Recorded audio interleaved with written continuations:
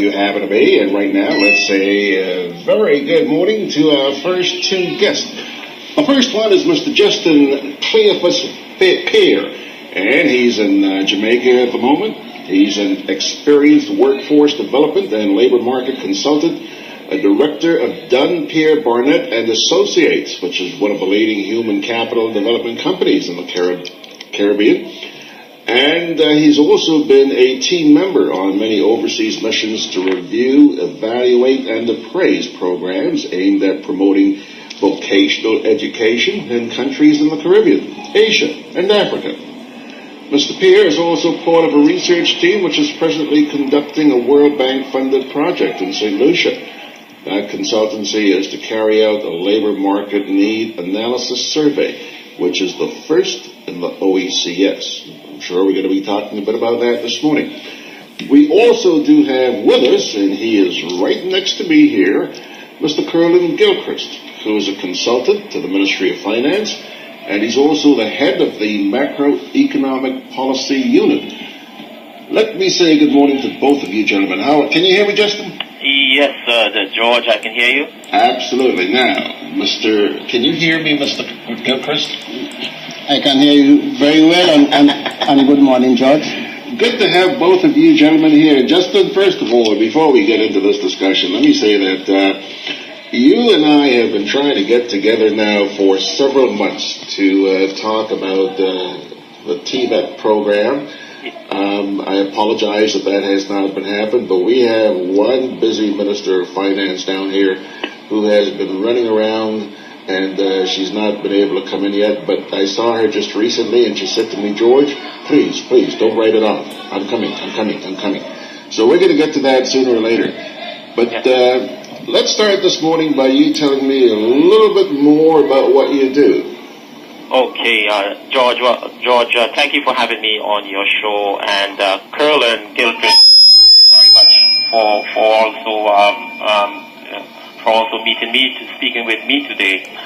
George, well, we are conducting a labor market needs assessment in St. Lucia, and we started on July 9th. And basically, it has, people wanted to know what is a labor market needs assessment. So, in just a summary, I just explain what the labor market needs assessment is. It's basically an assessment based on collected data and economic projection of skills areas for which would be in demand in the future. George, it is like an interplay between the execution of economic activities and the supply and utilization of skills and expertise. It's more or less, it's like a marriage between the demand and the supply of labor. It also serves as a prediction of future employment needs of a country. Now, George, it's like trying to predict what jobs will be available, let's say 3 years from now, 5, 10, or even 15 years. Okay, so it is very detailed and it is very complicated, and in most cases, labor market needs assessment must be coordinated with the Central Statistical Office, the Ministry of Labor, Ministry of Education, Ministry of Finance, and the analysis that is derived from information received from their survey would come normally through surveys. And for example, the most famous survey is what is called a job opening and labor turnaround survey. We also have what is called a labor force survey, an employment surveys. And to conduct a proper labor market needs assessment, a detailed understanding of the labor market structures and functions must be done. And also it requires a lot of thorough understanding of what we call in the statistics world the key indicators of the labor market. And these indicators, there are about 40 of them that they are supplied by the International Labour Organization.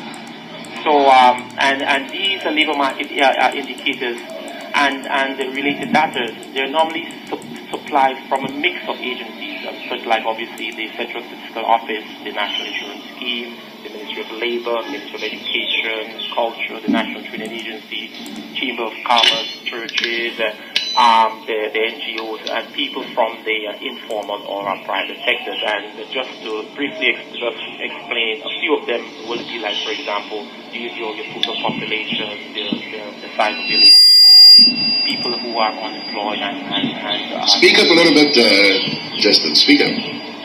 Beg your pardon? Speak a little louder. Oh, sorry. So in addition to the production of these labor force data, we also as assessors need to find out additional information like the macroeconomic performance of the country, what is the situation with the industrial relations and labor and training.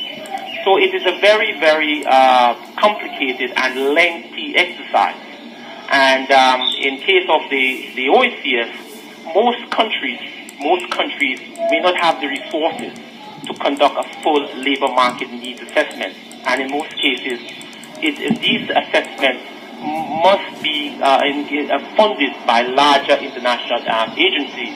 And in the case, the survey that we are conducting is sponsored by the World Bank.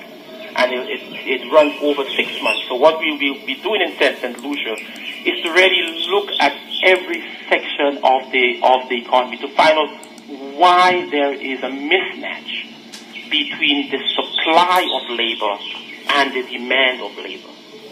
So originally, we know there is a high unemployment, but we cannot scientifically predict what is the reason for the oversupply of labor. All right, Justin, I want to talk to you a bit, in just a couple of minutes. I want to talk to you about matching jobs to employment. But first of all, I take it that you're fully aware of the unemployment situation here in Grenada. Yes.